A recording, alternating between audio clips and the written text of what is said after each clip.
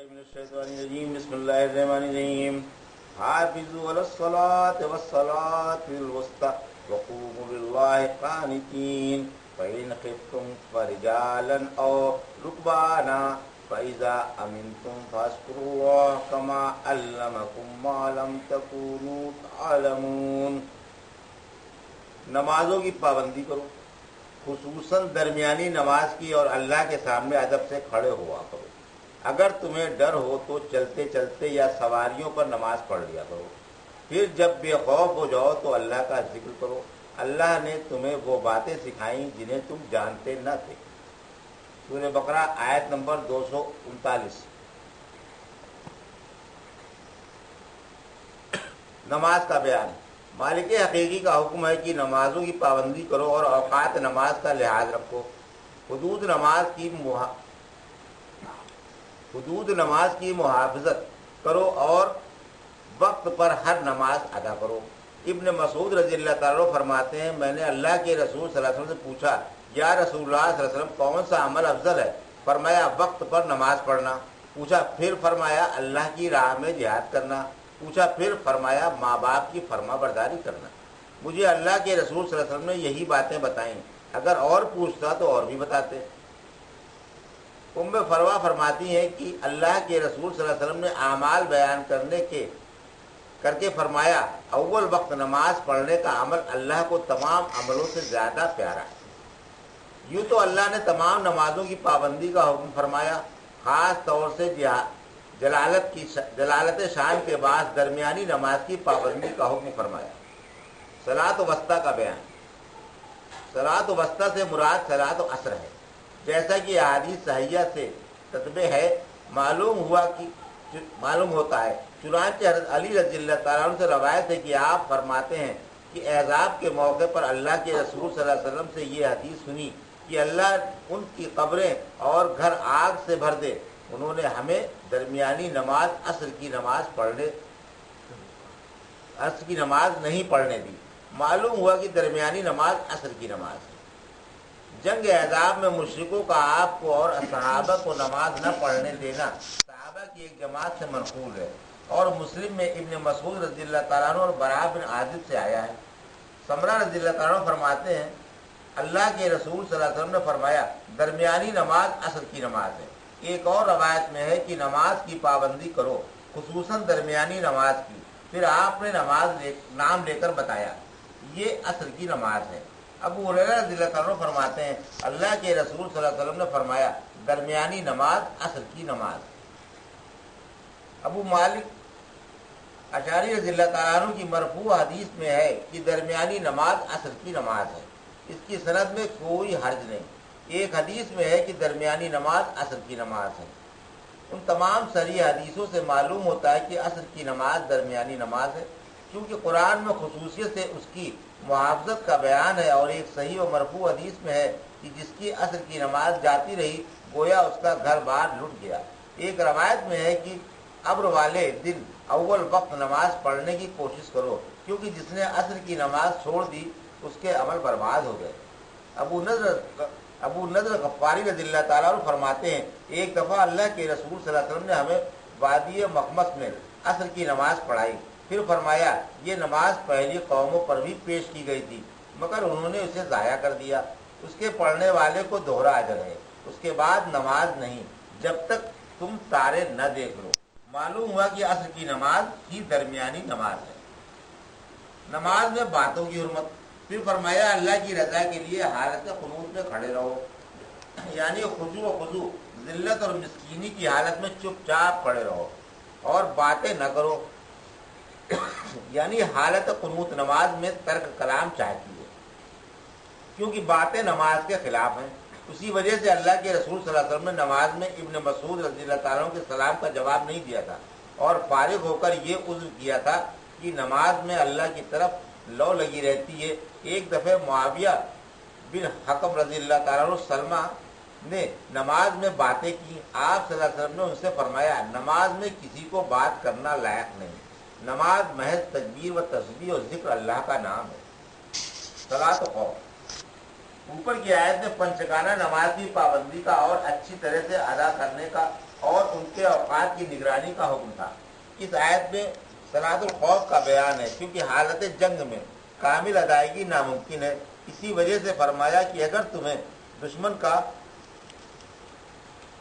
خوف ہو تو سوار پیدل جس طرح بھی ممکن ہو نماز ادا کرو، خواہ قبلے کی طرف رخ ہو یا نہ ہو۔ جب ابن عمر رضی اللہ تعالیٰ عنہ سے نماز خوف کے بارے میں پوچھا جاتا تو آپ اس کا طریقہ بیان کر کے فرماتے، اگر اس سے بھی زیادہ خوف ہو تو چلتے پھرتے یا سواریوں پر نماز پڑھ لو، خواہ قبلے کی طرف رخ ہو یا نہ ہو۔ نافع فرماتے ہیں کہ میرے خیال میں ابن عمر رضی اللہ تعالیٰ عنہ یہ بات اللہ کے رسول صلی اللہ علیہ وسلم ہی سے بیان فرماتے تھے۔ ابن عمر رضی اللہ تعالیٰ فرماتے ہیں اگر خوف بہت زیادہ ہو تو سواریوں پر یا کھڑے کھڑے سے اشاروں سے نماز پڑھ لو۔ پھر فرمایا جب تمہیں امن مل جائے تو اللہ کا ذکر کرو، یعنی حسب دستور پوری نماز خشوع و خضوع کے ساتھ پڑھو، جس طرح اللہ نے تم پر انعام فرمایا، تمہیں سرمایہ ایمان عطا فرمایا اور وہ باتیں سکھائیں جو تمہارے لیے دین و دنیا دونوں جہانوں میں مفید ہیں۔ اسی طرح تمہارا فرض ہے کہ اللہ کی یہ نعمتیں یاد کر کے اس کا شکر ادا کرو۔ سورہ نساء میں نماز کا خوف بیان کر کے فرمایا فَإِذَا اطمأننتم نساء، پھر جب تم مطمئن ہو جاؤ تو باقاعدہ نماز پڑھو۔ یاد رکھو نماز ایمان والوں پر مقررہ اوقات ہی میں فرض ہے۔ والذین یتوفون منکم ویذرون ازواجا وصیۃ لازواجہم متاعا الی الحول غیر اخراج فإن خرجنا فلا جناح علیکم فیما فعلنا فی انفسہن من معروف واللہ عزیز حکیم وللمطلقات متاع بالمعروف حقا علی المتقین كذلك يبين الله لكم آياته لعلكم تعقلون۔ اور تم میں سے جو مر جائیں اور بیویاں چھوڑ جائیں وہ وصیت کر جائے کہ ان کی بیویاں 1 سال تک فائدہ اٹھائیں اور انہیں کوئی گھر سے باہر نہ کرے۔ اگر وہ اپنی خوشی سے چلی جائیں تو تم پر کوئی گناہ نہیں، اگر انہوں نے اپنے لیے اچھائی کی ہے، اللہ بڑا غالب و حکمت والا ہے۔ طلاق والی عورتوں کو دستور کے مطابق فائدہ اٹھانا ہے، یہ بات پرہیزگاروں پر لازم ہے۔ اللہ اسی طرح تمہارے سامنے اپنی آیتیں کھول کھول کر بیان فرماتا ہے تاکہ تم سمجھ سے کام لو۔ بیوہ کو شوہر کے گھر ہی میں عدت گزارنی پڑے۔ یہ آیت یتربصن بانفسہن اربعۃ اشہر وعشرا، سورہ بقرہ کی 234 آیت منسوخ ہے۔ بیوہ کو شوہر ہی کے گھر میں عدت گزارنی پڑے گی۔ فلیہ بنت مالک ابو سعید خدری رضی اللہ تعالیٰ عنہ کی ہمشیرہ اللہ کے رسول صلی اللہ علیہ وسلم سے پوچھتی ہیں میرے شوہر بھاگے ہوئے غلاموں کو ڈھونڈنے گئے تھے، غلام انہیں خدوم میں مل گئے مگر غلاموں نے مل کر انہیں قتل کر ڈالا، ان کا کوئی ذاتی گھر نہیں اور نہ انہوں نے کچھ چھوڑا ہے جس سے میں خرچہ اٹھاؤں، کیا میں اپنے مائکے جا سکتی ہوں؟ فرمایا ہاں۔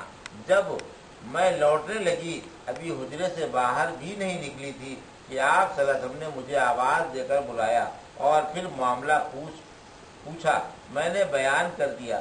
فرمایا مدت عدت اسی گھر میں گزار دو۔ آخر میں نے اسی گھر میں عدت گزاری۔ عثمان رضی اللہ تعالیٰ نے اپنے عہد خلافت میں مجھ ہی سے مسئلہ پوچھ کر فیصلہ فرمایا۔ یعنی بیوہ عدت جو ہے وہ اسی گھر میں گزارے گی جس گھر میں اس کو اس کے شوہر کی موت کی اول خبر ملی۔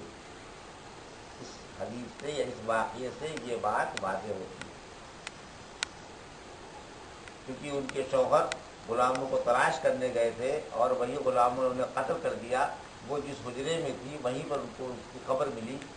پہلے تو اللہ کے نبی صلی اللہ علیہ وسلم سے آپ نے مسئلہ پوچھا تو آپ نے بتایا کہ مائکے جا سکتی ہو، لیکن جب حجرے سے نکلتے ہوئے آپ کو دیکھا تب پھر پوچھا ہوا تو ان کا نہیں اب یہی گزارو، کیونکہ کوئی ٹھکانا ہے آپ متعلق طلاق واجب ہے، یعنی متعلقہ عورتوں کو متاع دینا پرہیزگاروں پر واجب ہے۔ جب متاعن بالمعروف حقا علی المحسنین اتری تو لوگوں نے کہا متاع طلاق اختیاری ہے، چاہے دیں یا نہ دیں۔ اس پر اللہ نے یہ آیت اتاری معلوم ہوا متاع طلاق لازمی ضروری ہے۔ پھر میں پھر 242 آیت میں پھر فرمایا اللہ اس طرح اپنی آیتیں حلال و حرام، فرائض و حدود اور امر انہیں کھول کھول کر تمہارے سامنے بیان کرتا ہے تاکہ ذرا سا بھی ابہام باقی نہ رہے اور تم ضرورت کے وقت فائدہ اٹھا لو اور خوب غور و فکر کرو۔ الم تر الی الذین خرجوا من دیارہم وهم الوف حذر الموت فقال لهم الله موتوا ثم آیاهم ان اللہ لذو فضل علی الناس ولكن اکثر الناس لا یشکرون وقاتلوا فی سبیل اللہ واعلموا ان اللہ سمیع علیم من ذا الذی یقرض اللہ قرضا حسنا فیضاعفه له اضعافا کثیرة واللہ یقبض ویبسط وإلیہ ترجعون۔ کیا تمہیں وہ لوگ معلوم نہیں جو ہزاروں کی تعداد میں موت کے ڈر سے اپنے گھروں سے نکل آئے، پھر اللہ نے انہیں مر جانے کا حکم فرمایا، پھر اس نے انہیں زندہ کر دیا۔ اللہ لوگوں پر بڑے فضل و کرم والا ہے، لیکن اکثر لوگ احسان فراموش ہوتے ہیں۔ تم اللہ کی راہ میں جہاد کرتے رہو اور یقین مانو کہ اللہ خوب سننے والا اور خوب جاننے والا ہے۔ کوئی جو اللہ کو اچھا قرض دے اور وہ اس کے لیے خوب بڑھا چڑھا دے؟ اللہ ہی تنگی میں ڈالتا ہے اور وہی فراخی عطا فرماتا ہے، اور اسی کے پاس تم سب کو لوٹ کر جانا ہے۔ تقدیر سے مفر نہیں۔ یہ لوگ جن کا ذکر آیا ہے 4000 یا 8000 یا 40000 یا 90000 یا 30000 سے کچھ اوپر چند مراد تھے، اور ذی عروان کے جو واسط کی جانب واسط سے 4 میل دور ہے یا ازرعات کے باشندے تھے۔ ابن عباس رضی اللہ عنہ فرماتے ہیں یہ لوگ طاعون سے بھاگے تھے اور کسی صحت افزا علاقے میں ٹھہرنا چاہتے تھے۔ جب کسی مخصوص مقام پر پہنچے تو اللہ کے حکم سے سب فوت ہو گئے۔ پھر ان کی لاشوں کے پاس سے ایک نبی گزرے اور انہوں نے اللہ سے انہیں زندہ کرنے کی دعا مانگی۔ اللہ نے انہیں زندہ کر دیا۔ بعض تفسیری روایتوں سے معلوم ہوتا ہے ان بوسیدہ لاشوں پر خرقیل نبی کا گزر ہوا۔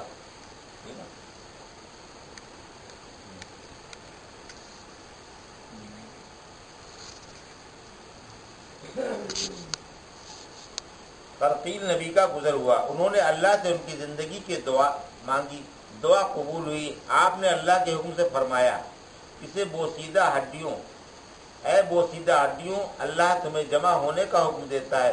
اللہ کا حکم سنتے ہی ہر قسم کی ہڈیاں باہم مل گئیں۔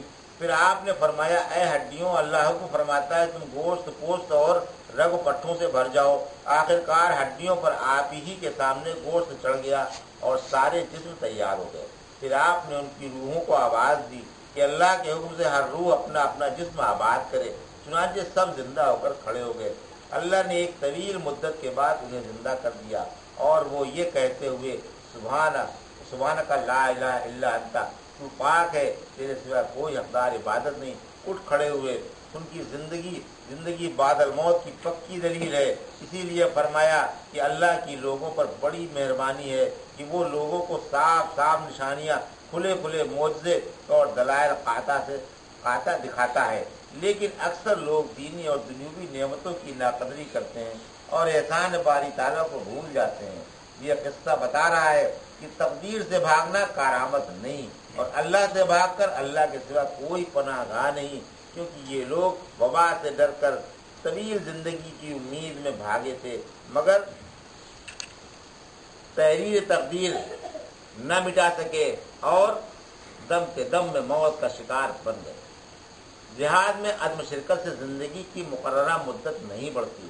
جس طرح کوئی تقدیر سے بھاگ نہیں سکتا، اسی طرح جہاد سے بھاگ کر زندگی کی مقررہ مدت نہیں بڑھتی۔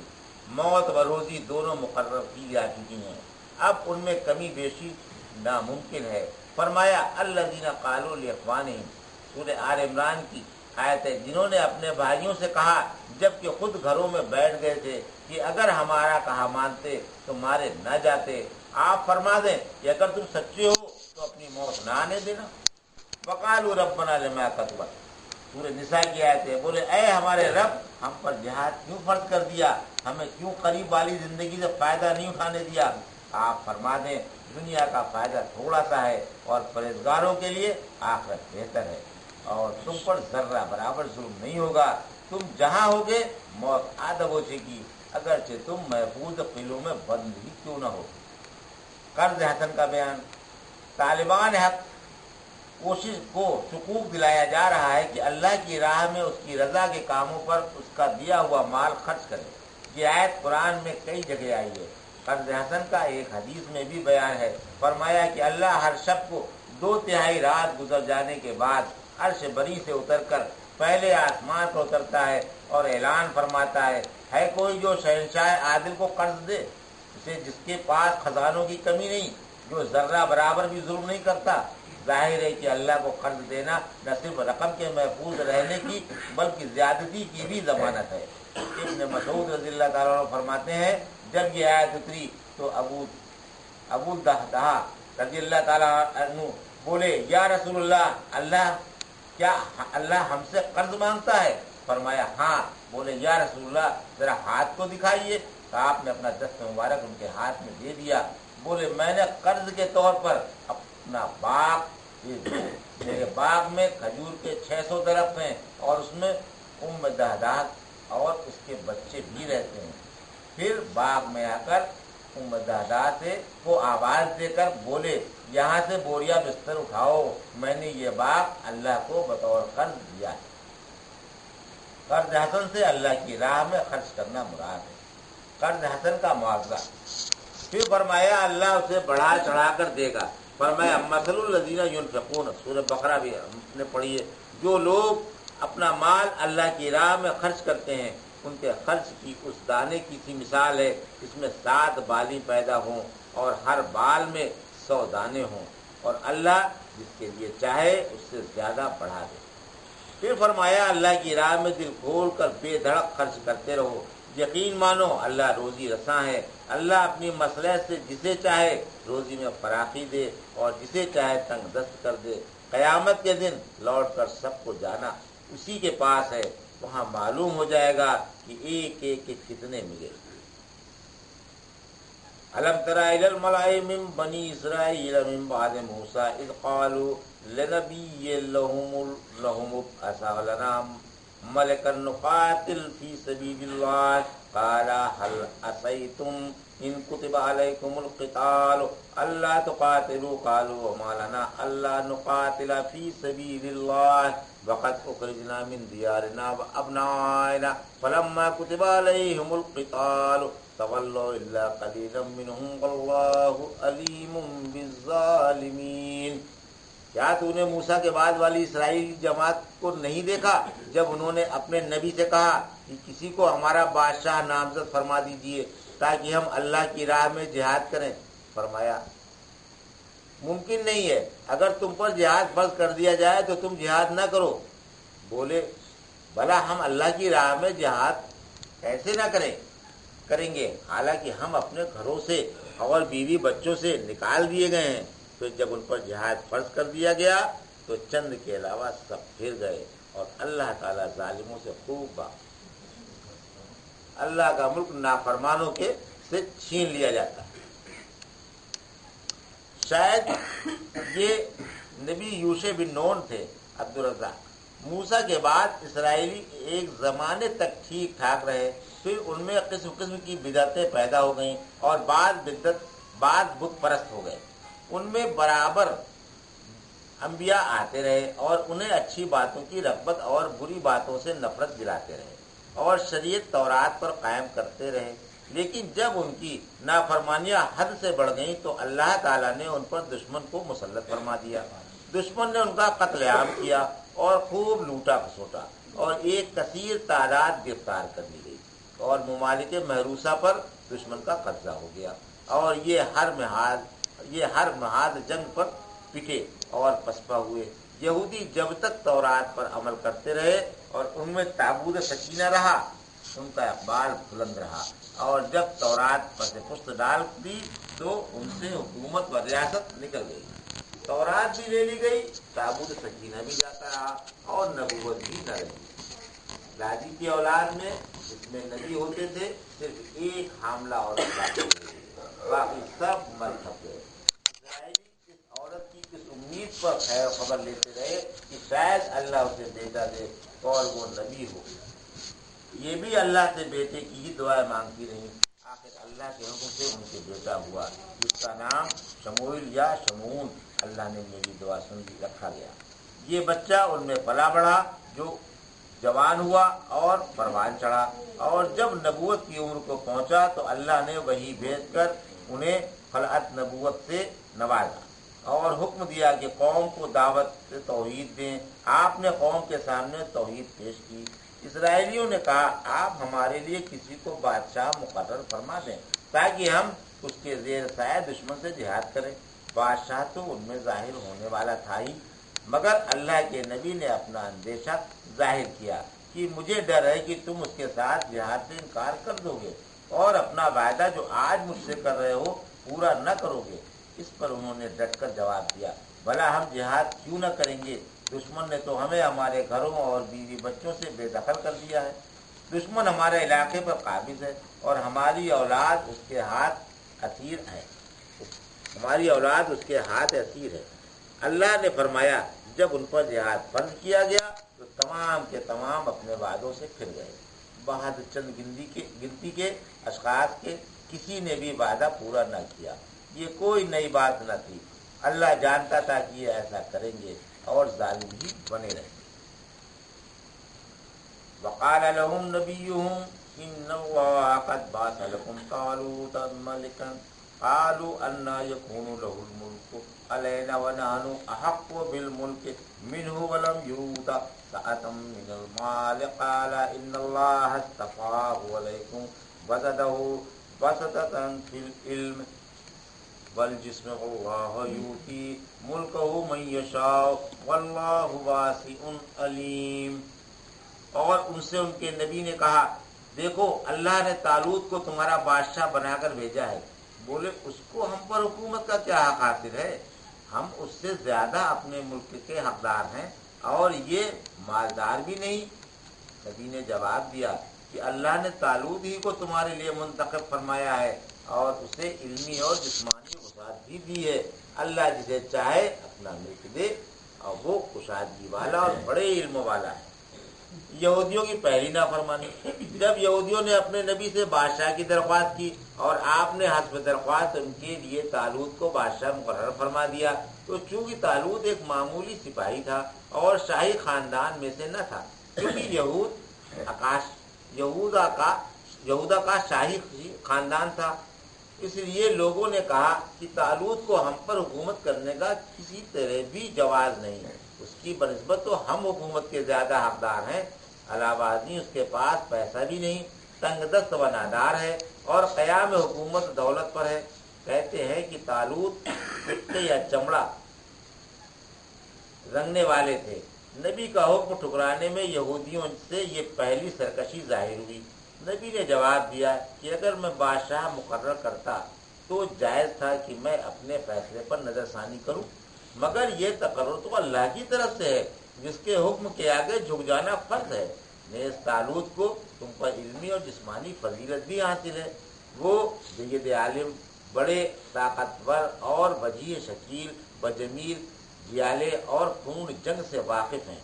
معلوم ہوا کہ بادشاہ کو صاحب دل و دماغ، اہل علم و فضل، وجیح و شکیل اور طاقتور ہونا ضروری ہے۔ پھر فرمایا، اللہ جسے چاہے معرفت اور رحمت و شفقت کے دائرے کے اندر جسے چاہے اپنا ملک عطا فرمائے، یعنی وہی احکم الحاکمین ہے، جو چاہے کرے، اس کے حکم میں دم مارنے کی مجال نہیں، سب اس کی حکمت و معرفت اور رحمت و شفقت کے دائرے کے اندر ہے۔ اللہ بڑے وسیع و فضل والا ہے، جسے چاہے اپنی رحمت سے نوازے۔ اسے خوب معلوم ہے کہ کون حکومت کا حقدار ہے اور کون نہیں۔ یہ خاندانی ورثہ نہیں کہ شاہی خاندان ہی کا آدمی بادشاہ ہو، یہ تو اللہ کا فضل ہے، وہ جسے چاہے اپنے فضل سے سرفراز فرمائے۔ وقال لهم نبيهم إن آيات ملكه إن يأتيكم الطاغوت فيه سكينة من ربكم وبقية مما ترك آل موسى وآل هارون मिलहुल मलाइकतु इन्ना फी ज़ालिका लआयातन लकुम इन कुंतुम मुमिनीन। और उनके नबी बोले, देखो उसके मिल्क की निशानी ये है कि तुम्हारे पास एक संदूक आ जाएगा जिसमें तुम्हारे रब की तरफ से सुकून और इत्मीनान होगा, और मूसा अलैहिस्सलाम और हारून अलैहिस्सलाम की औलाद का बाकी तरका होगा। उसे फरिश्ते उठाकर लाएंगे। अगर तुम ईमान वाले हो तो ये तुम्हारे लिए एक भारी निशानी है। ताबूत सकीना का बयान। अल्लाह के नबी ने फरमाया कि तालूत की हुकूमत की पहली बरकत ये जाहिर होगी कि तुम्हारा गुमगश्ता खानदानी ताबूत तुम्हें मिल जाएगा। सकीना यानी वक़ार, जलालत, शान और रहमत। या सकीना सोने का एक तश्त था जिसमें अंबिया के दिल धोए जाते थे। अल्लाह ने उसे मूसा को दिया था। उसमें आपने तौरात की तख्तियाँ रखी थी। फिर फरमाया कि इसे फरिश्ते उठाकर लाएंगे। चुनांचे फरिश्ते आसमान व ज़मीन के दरमियान ताबूत उठाकर लाए और उसे तालूत के आगे रख दिया। लोग देख रहे थे। फिर फरमाया कि इसमें तुम्हारे लिए नबूवत की और तालूत की इताअत की निशानी है। यानी अगर तुम्हारे अंदर ईमान हो तो उसमें अल्लाह के नबी का मौजज़ा भी है जो आपकी नबूवत की खुली दलील है, और ये तालूत की इताअत की निशानी भी है, क्योंकि अल्लाह के नबी का फरमान है कि तालूत तुम्हारे लिए अल्लाह के हुक्म से बादशाह मुकर्रर किया गया, लिहाजा तालूत की बादशाहत तस्लीम करना अल्लाह की इताअत है। गर्ज ताबूत सकीना मौजज़ा भी है और तालूत की बादशाहत का सबूत भी। वाक़िर दवाना अल्हम्दुलिल्लाह।